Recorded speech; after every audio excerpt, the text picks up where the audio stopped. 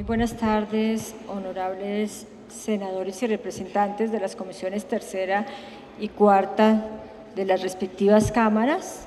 Le corresponde a la Contraloría rendir un informe sobre el cumplimiento de los principios presupuestales contemplados en la ley, lo cual haré de forma inmediata, a más de señalar algunos aspectos que nos preocupan del proyecto de presupuesto. Perdón, señor ministro, no lo saludé, y señores de la presidencia. Pero pues veo que hay una preocupación por el tema de la ejecución presupuestal.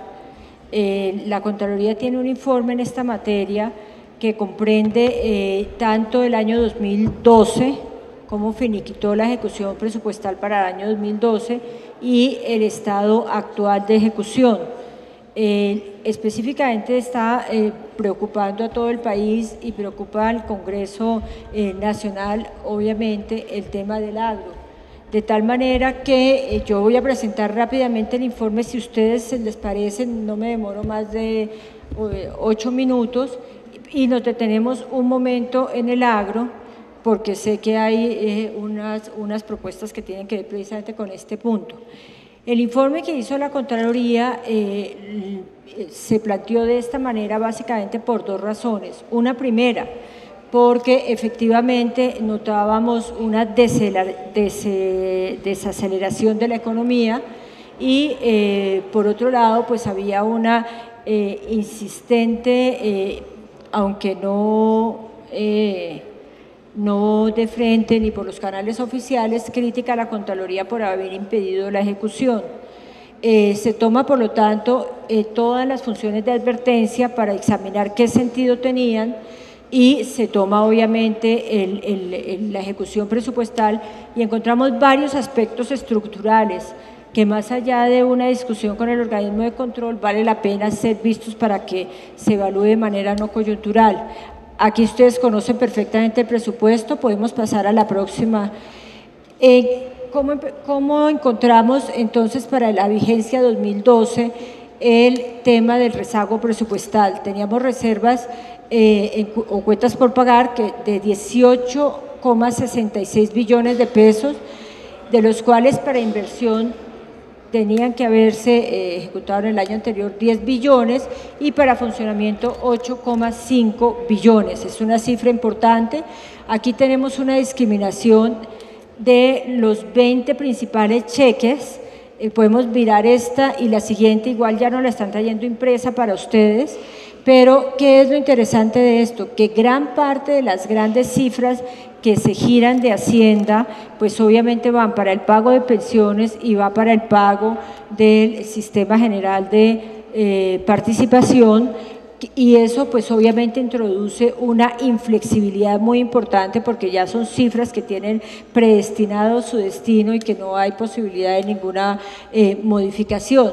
Pero también son cifras que pasan de Hacienda al respectivo ministerio y luego al FONPEP y luego a la entidad territorial, y con esto lo que tenemos es que el presupuesto pues nos aparece con billones y billones. El año anterior era 164, pero realmente hay unas cifras que digamos lo que hacen es pasar de un lado a otro, pero no son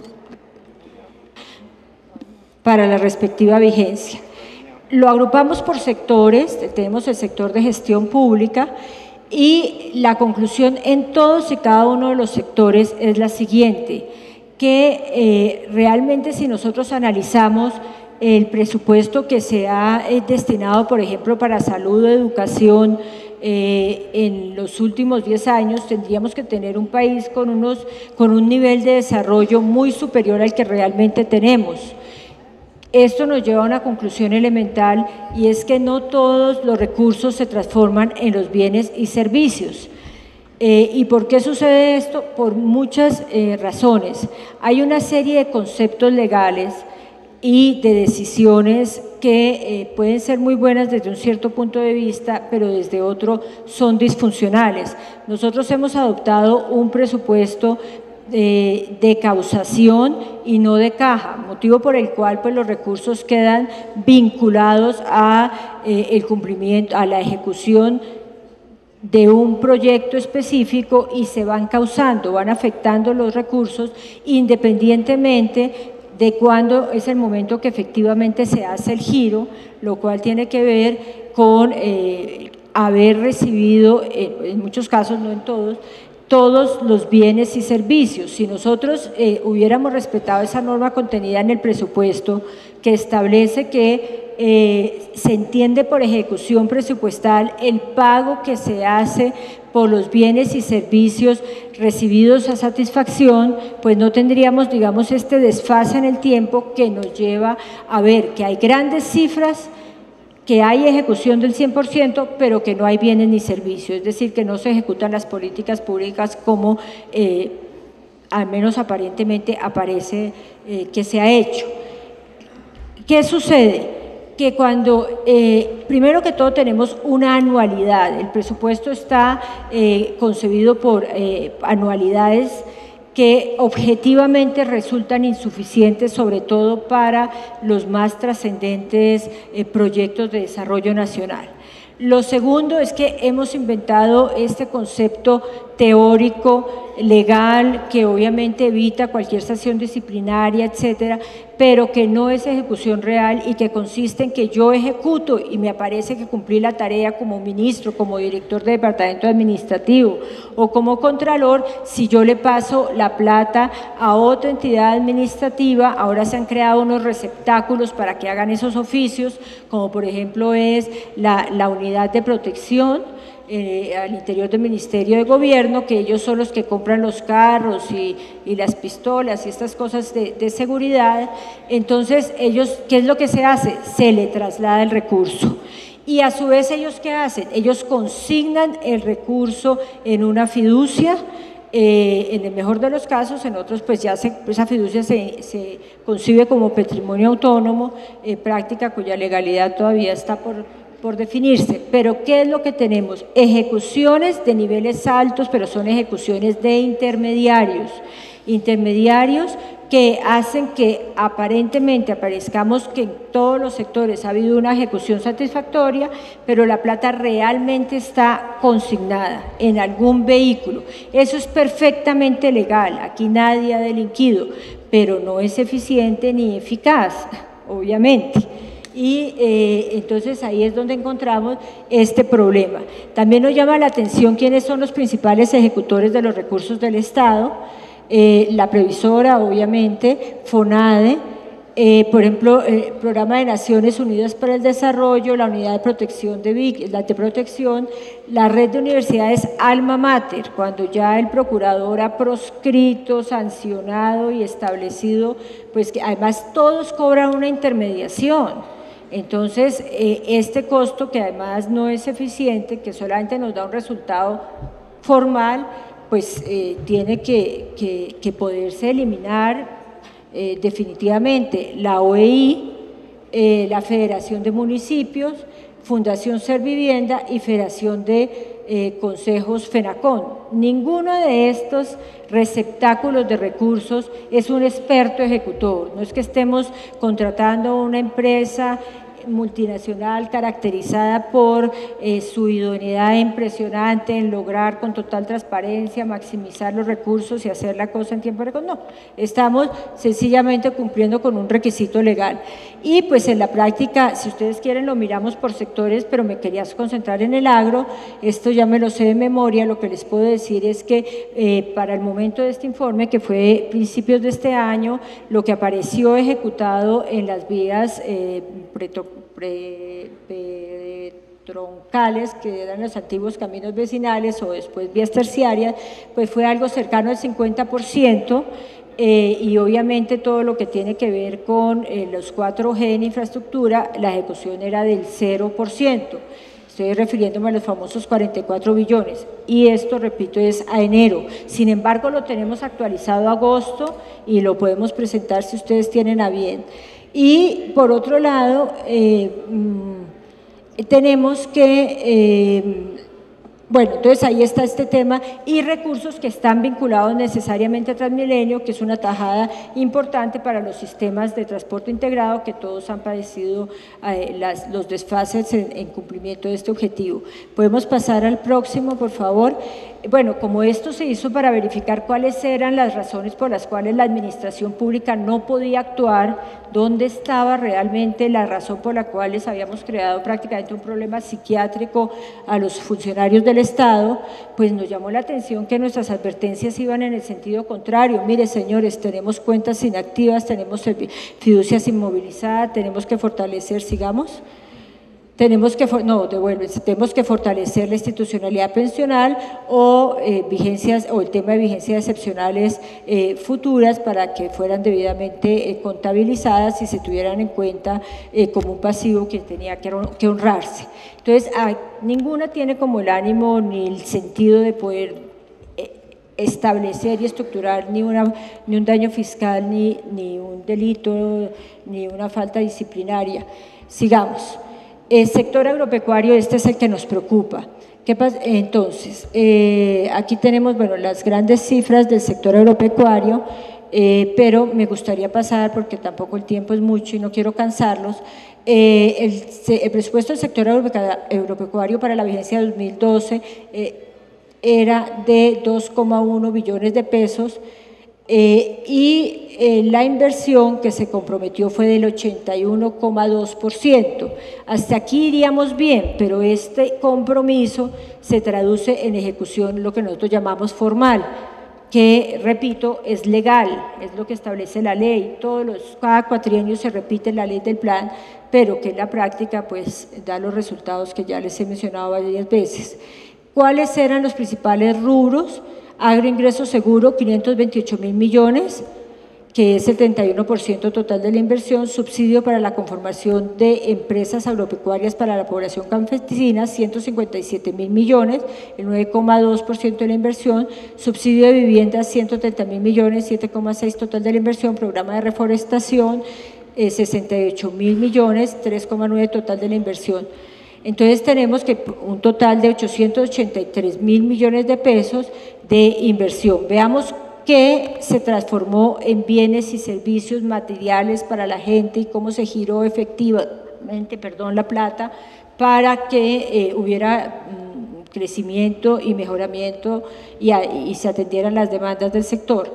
Agroingreso seguro, tenemos que para la vigencia 2012 nos quedamos con un rezago de 276.000 millones, la ejecución fue del 52%, subsidio para la conformación de empresas agropecuarias para población campesina y desplazada, 129.000 millones, que es el total, bueno, subsidio de vivienda rural, 43.000 millones, programas de reforestación, 36.000 millones, y de los dos mayores receptores de recursos que se quedan rezagados presupuestalmente y que no llegan a los destinatarios finales son los que reciben esta plata. ¿Dónde se consigna? El Fondo de Financiamiento del Sector Agropecuario, Finagro, se comprometieron 665.000 millones de pesos, se pagaron 366.000 y se quedó pendiente de giro 299.000 millones. Están comprometidos, pero están allí quietos. Tocaría entrar a mirar en cada caso concreto qué grado de maniobrabilidad hay, si la decisión, la propuesta del representante Cabrera, pues podría tener alguna acogida. Eso obviamente son decisiones de Ejecutivo y legislador, no nuestras. Por otro lado, tenemos el Banco Agrario, se comprometieron recursos por 302.000 millones de pesos y se pagaron 133.000 millones de pesos y quedó pendiente de giro una cifra que no veo y que es de 169 millones de pesos. Sea como fuere, esas son cifras que no nutren el sector real, que se quedan allí. Bueno, sigamos con esta presentación, acelerémosla porque no era el objeto de hoy. ¿Podemos pasar, por favor? Sigamos. Bueno, ahí tenemos pues una bajísima ejecución, por ejemplo, del sector. Pasemos todo esto, ustedes van a tener este estudio, los que no lo tienen, y pasemos Minas Energía.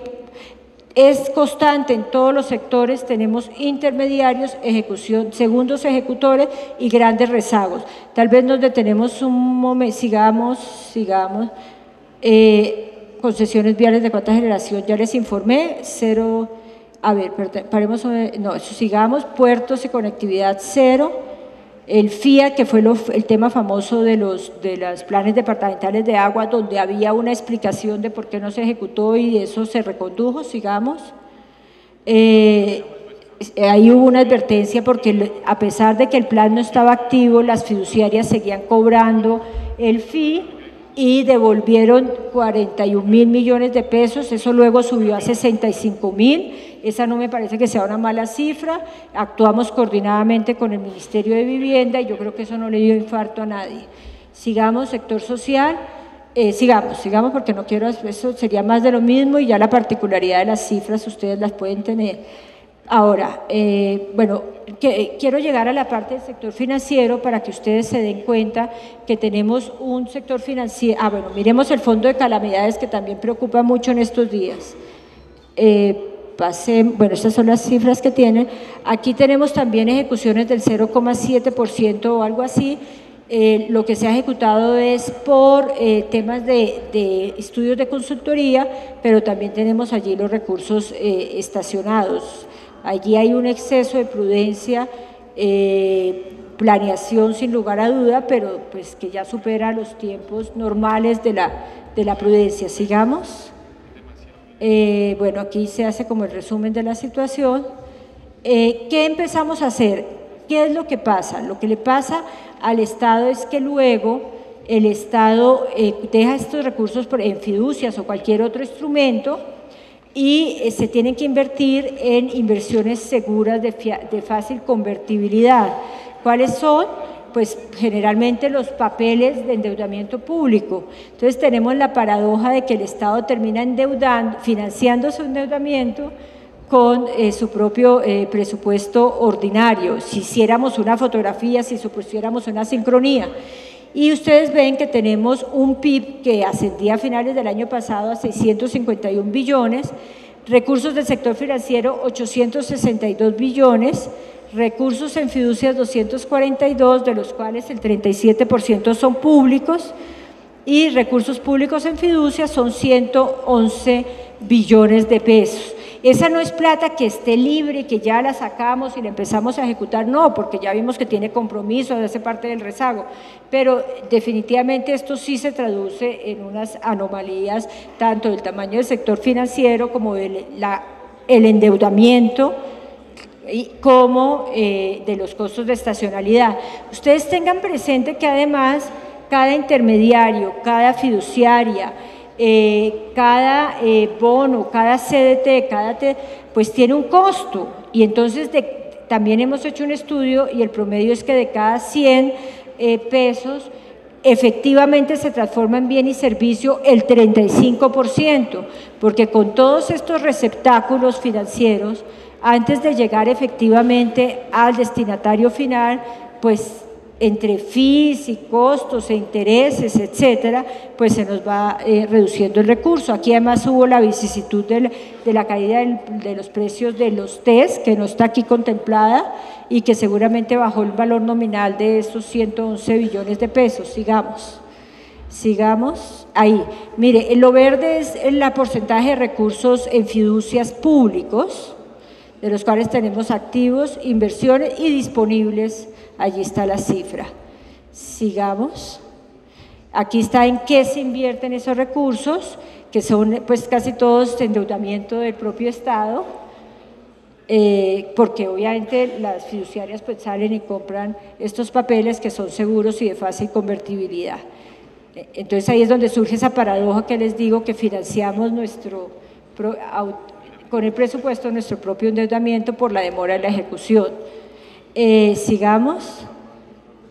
Bueno, aquí ya empezamos a hacer cuánto nos vale el recurso estacionado, porque como después nos toca pagar el endeudamiento, entonces estos son los cálculos que empezamos a hacer en términos de costo de fiducia y estacionalidad de recursos. Sigamos.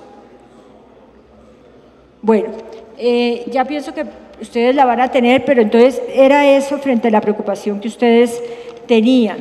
Ahora, concretamente, bueno, la otra cosa que ustedes tal vez se suten, claro, hasta ese momento estaban creciendo, pero ya para el año 2013, si ustedes me ponen la presentación, hay un cambio de tendencia, indudablemente estamos en una ejecución entre el 40 y casi llega al 45. Nosotros no podemos dividir en 12 y decir que se ejecuta exactamente por partes iguales, eso no tiene sentido, pero sí vemos que ya hay una actividad, o sea, esto como que generó alarma y preocupación, y entonces hay mayor cautela en que sí efectivamente haya ejecución. Aquí les tengo pues las cifras, pero al final estamos hablando sí de cifras que pueden llegar en promedio incluso alcanzar el 50%. Este cuadro también ya se los vamos a distribuir, no, digamos que no quiero quedarme en esto y no cumplir con la tarea de hoy, que es la opinión concreta sobre el proyecto de presupuesto. Ya respecto al presupuesto para el año 2014, tenemos un presupuesto que tiene las siguientes características. Una primera, pues, es esa inflexibilidad que tiene que ver con lo que les acabo de explicar, también con el hecho de que cada vez es más frecuente la técnica del constituyente o del legislador de vincular la plata para un cometido específico. Lo mismo se hizo con regalías y eso pues va disminuyendo la flexibilidad hasta el punto que hoy podemos hablar más o menos de un 23 o 24% de recursos que están libres de una afectación específica. Son grandes cifras las que ya encuentran un vínculo, o bien por tratarse de rezagos o bien por tratarse de vinculaciones sindicadas desde la propia ley o desde la propia Constitución. Pero yo sí quiero también comentarles que de todas maneras el Estado colombiano adoptó la decisión de aprobar la regla fiscal. Y resulta que la regla fiscal sí nos pone un clarísimo límite en términos de endeudamiento. Y por otro lado, la reforma tributaria que se hizo, a decir del propio gobierno, no era una reforma que estuviera orientada a incrementar el recaudo, que lo que se trataba era de modernizar el sistema. Nosotros no queremos anticipar si efectivamente el recaudo al final es el mismo o no. El ministerio, el viceministro de Hacienda dijo en la sesión pasada de la Comisión Legal de Cuentas que efectivamente se había incrementado el recaudo en 2 billones de pesos como consecuencia de la reforma. Nos mandó una respuesta escrita que vamos a analizar, pero lo cierto es que, digamos, no estaba previsto para que se incrementara considerablemente el recaudo. Y respecto de la pregunta que su señoría nos hacía, efectivamente hay un estudio que se trasladó al sector minero energético y al cual le expusimos que con las exenciones que sigue conservando el sector extractivo, teníamos para el año pasado un ingreso por concepto de todo lo que se paga, no solamente regalías, sino en general de la industria minero extractiva distinta a los hidrocarburos, que no alcanzaba a ser de 3 billones, alargando las cifras hacia arriba, en tanto que por el tema de hidrocarburos, pues sí podemos estar hablando de 11 billones de pesos, pero que realmente esta nueva, pues la industria extractiva distinta de hidrocarburos, pues no arroja una cifra tan considerable en términos de mayores ingresos, precisamente porque se conservan muchas exenciones, etcétera.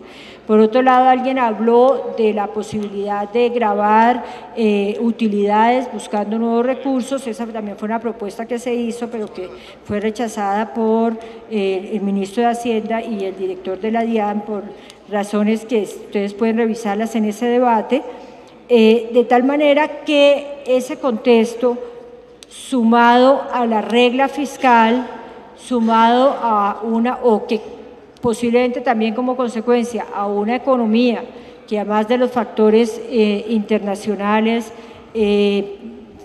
por otras varias circunstancias, se está viendo desacelerada en su crecimiento, sobre todo en el sector de la economía real o manufacturero, pues imponen alguna reflexión sobre el tema de la regla fiscal.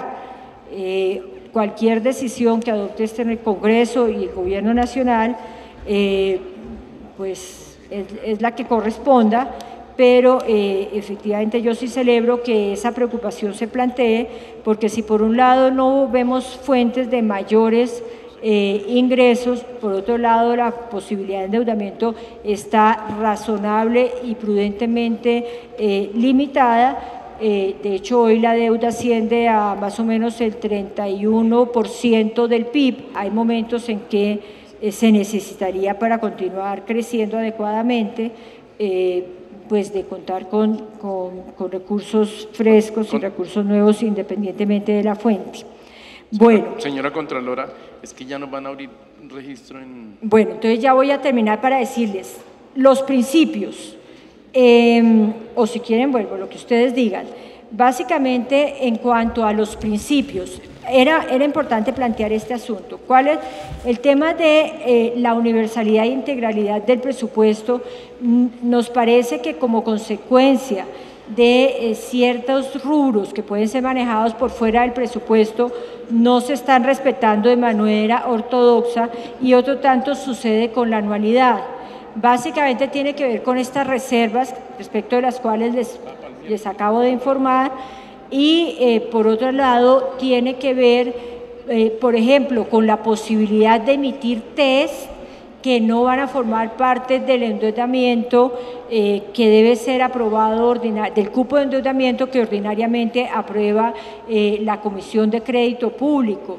Son como una especie de bolsillos que como consecuencia de estas disposiciones legales pues pueden ser manejadas de manera externa al presupuesto, con lo cual se nos afecta por un lado el principio de anualidad, por otro lado el de universalidad y por otro lado el de integralidad. Asimismo, tenemos que el principio de especialización se está viendo afectado no solamente este año, sino lo acabamos de ver en el presupuesto anterior, porque precisamente con esa lógica de convenios interadministrativos, pues lo que se hace es que se presupuesta un rubro para algo y después lo que sucede realmente es que se hace un convenio interadministrativo y se aplica en otra cosa. El caso más preocupante que se ha ido en buena hora corrigiendo, y en esto el Ministerio del Trabajo ha hecho una labor seria que la reconoció la OIT, tiene que ver con que dentro de los rubros de inversión se incluye el personal para llevar a cabo ese proyecto de inversión, y pues por esa vía lo que estamos es financiando con recursos de inversión el funcionamiento, es lo que sucede en realidad de verdad. De ahí la importancia de ir formalizando, y creo que en esto pues el gobierno tiene un plan progresivo y también debo decir bastante serio para superar estas desconocimiento del principio de especialidad. Pero puse el caso más extremo, pero sucede en muchos otros casos. Por otro lado, ¿qué sucede? El presupuesto está desfinanciado. Cuando el presupuesto está desfinanciado, el artículo 357, si no estoy mal, 47 de la Constitución establece un procedimiento de cómo se presenta entonces otro proyecto donde finalmente se justifique esta presentación, y además un presupuesto que logra finalmente el balance. Sin embargo, no se está haciendo ese procedimiento y en esa medida consideramos que no se está respetando la ortodoxia del artículo 137 constitucional, y lo que sucede es que tal vez esto se remedia, o aparentemente se intenta remediar, con un artículo que es el 9º, donde se establece del proyecto de presupuesto que en los casos en que se haya habido excesos, que para gastos de funcionamiento no puede ser superior al 2% y para inversión no puede ser superior al 15% de los gastos de reserva, pues en esos casos los recortes consecuenciales a que estaría sometido el sector o la entidad ya están incluidos en este presupuesto, con lo cual no se hace necesario la presentación de los dos proyectos de manera separada. Ese es un tema que valdría la pena que se examinara, porque nuestra consideración es que se debe aplicar la ortodoxia del artículo 347, entre otras por mayor claridad y por mayor comprensión en consecuencia de la situación de desfinanciamiento. Por otro lado, vemos que hay un escenario optimista. El presupuesto, como su nombre lo indica, son unos supuestos que se hacen y con base en eso se hace la proyección de gastos y de inversión, y encontramos que aquí hay diferencias que tienden hacia el optimismo por parte del Gobierno Nacional, a diferencia de las que plantea como escenario tanto el Fondo Monetario como el Banco Mundial e incluso el propio Banco de la República. En cuanto a proyecto de crecimiento de la economía, estamos hablando en cifras las más austeras de 4,1, las más optimistas del 4,5, tasa de cambio que la coloca en 1900 algo, ustedes tienen allí la cifra exacta. Nos preocupa de todas estas proyecciones, bueno, ¿qué debemos decir? Que a diferencia del año pasado no son diferencias tan considerables. El año pasado realmente había una gran distancia entre lo que proyectaba el presupuesto, los supuestos que sirvieron de marco al presupuesto y lo que nosotros recomendábamos y lo que realmente sucedió. En este año vemos que no estamos hablando de distancias tan grandes, pero no entendemos el optimismo en términos de crecimiento de exportaciones cuando tenemos esta realidad de desaceleración del sector manufacturero especialmente. Entonces, tal vez ese presupuesto, si ustedes lo consideran razonable, lo dicho por Contraloría, podría pues, ser objeto de revisión. Es importante también que yo les informe que la deuda total asciende a 224 billones, pero que realmente sigue siendo sostenible si la comparamos con el PIB, que mantiene una relación del 31,1%, de tal manera que todavía tenemos espacios para no preocuparnos por la sostenibilidad de la misma deuda. Yo diría, teniendo en cuenta que ya van a ser llamados a plenaria y van a ya ser llamados a lista, que la Contraloría queda disponible para aclarar todas las dudas y obviamente estará presente en los debates que ustedes adelanten en torno al tema del presupuesto para cumplir la función que le corresponde.